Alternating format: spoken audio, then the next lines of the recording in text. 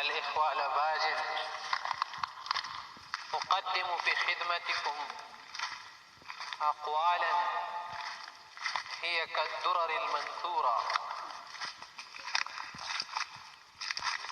قال العقلاء: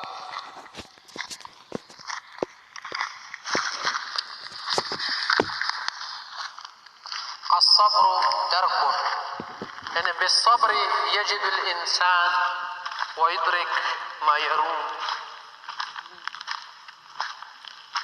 قال العقلاء: جدت السد، جدت السد، يعني أنت اجتهد، وكذلك جد تصد وتصير سيدا، تجعل سيد القوم. قال العقلاء: وضع الخد للحق عز، يعني أنت إذا وضعت خدك للحق فأنت عزيز، وأما إذا أنكرت عن الحق وأعرضت فتصير ذليلا ومرذولا.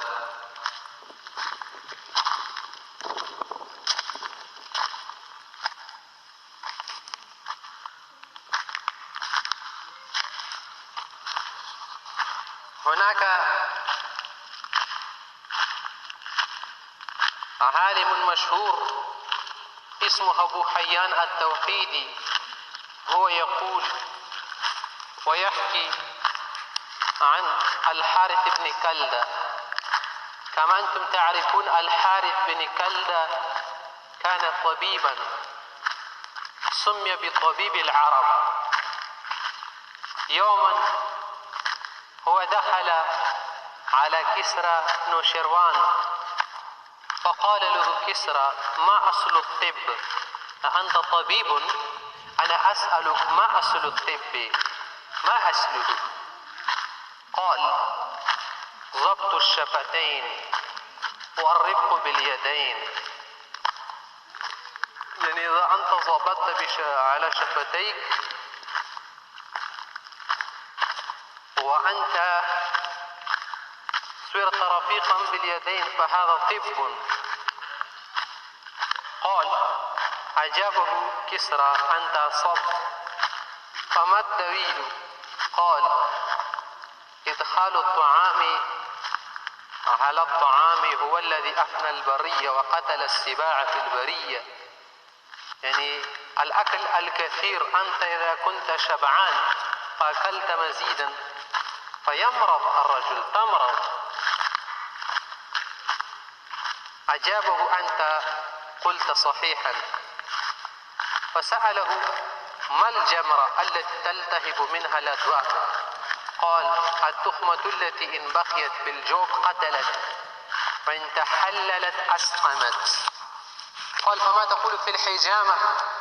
ماذا رأيك؟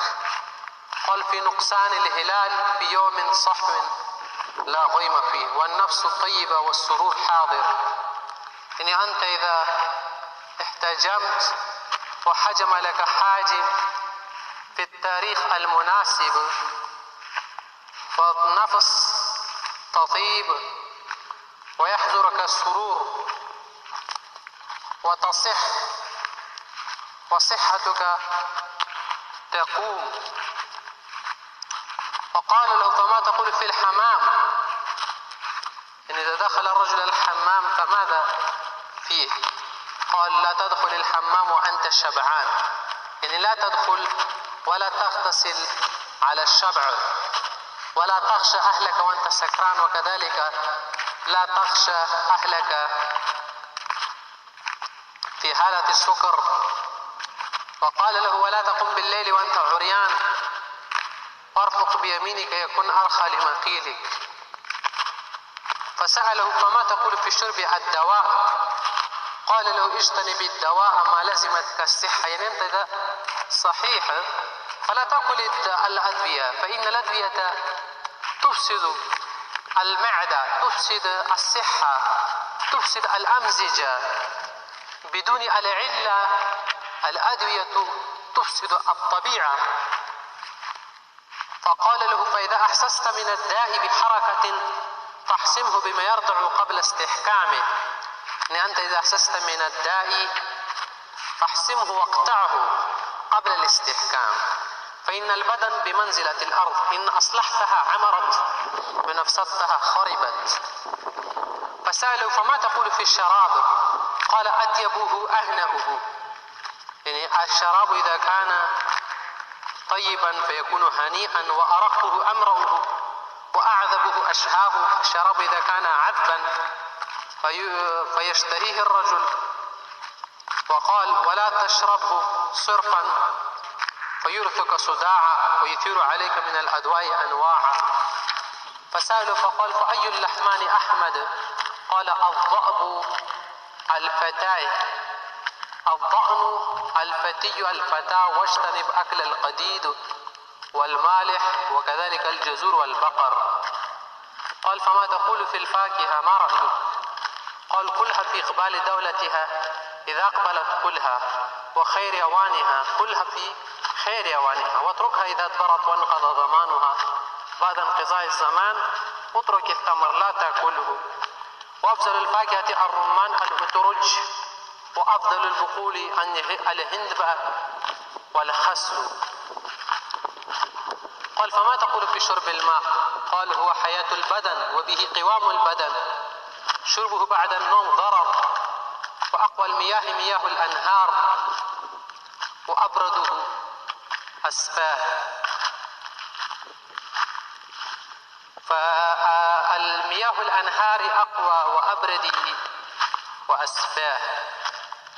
قال فما طعمه؟ ما طعمه؟ قال شيء لا يوصف مشتق من الحياة. قال فما لونه؟ قال اشتبه على لو صار لونه لأنه على لون كل شيء. ثم سأله كسرى فأخبرني عن أصل الإنسان، ما هو أصله؟ قال أصله من حيث يشرب الماء.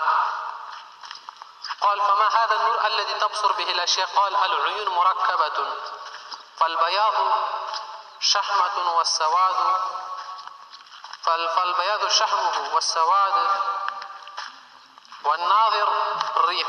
قال فعلى كم طبائع هذا البدن؟ يعني طبائع البدن على كم نوع؟ قال على 4 أنواع. على المرة السوداء هي باردة شديدة يابسة. المرة الصفراء هي مادة في البدن، هي حارة يابسة.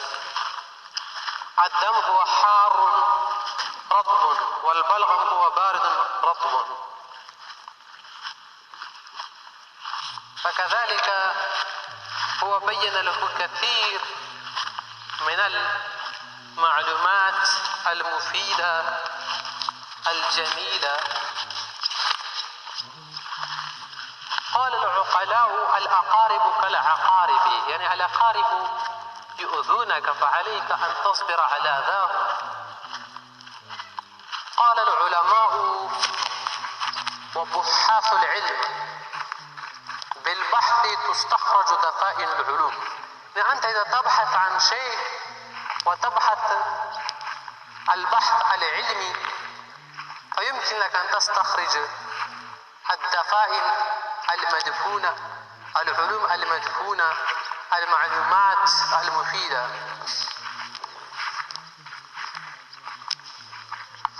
قال العقلاء وكذلك قال الإمام أبو يوسف رحمه الله للإمام محمد العلم لا يعطيك بعضه حتى تعطيه كلك. يعني العلم لا يحصل بدون أن تعطيه كل الوقت. عليك أن تشتغل بالعلم بكثير وتطالع واقرأ وادرس واذهب إلى الأساتذة، تعلم منهم، تدرس. فبهذه الأشياء يمكن لك أن تحصل على العلم الكثير.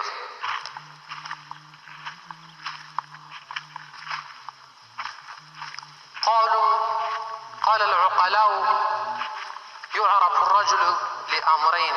يعني أنت إذا تريد أن تعرف رجل فهذا يكون بأمرين: بوفائه لوطنه إذا كان وفيا لوطنه، وبوفائه لإخوانه إذا كان وفيا لإخوانه